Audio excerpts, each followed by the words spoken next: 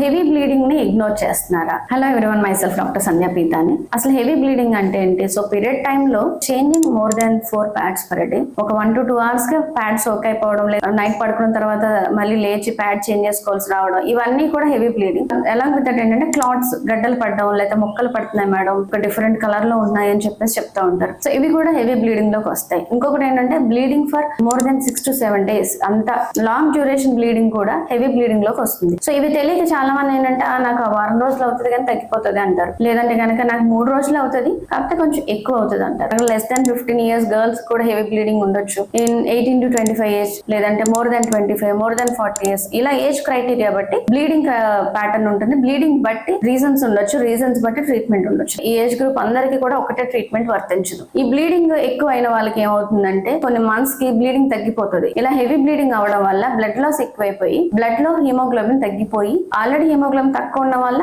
Scanty bleeding లోకి వెళ్ళిపోతారు. అంటే బ్లీడింగ్ తక్కువలోకి వెళ్ళిపోతారు, బ్లీడింగ్ తగ్గిపోయింది అనుకుంటారు. అప్పుడు ఎప్పుడు కూడా ఏంటంటే హిమోగ్లోబిన్ ని చెక్ చేసుకుని రీజన్ ఫర్ హెవీ బ్లీడింగ్ కూడా చెక్ చేయించుకోవాలి. ఎందుకంటే హెవీ బ్లీడింగ్ కు మల్టిపుల్ రీజన్స్ ఉంటాయి.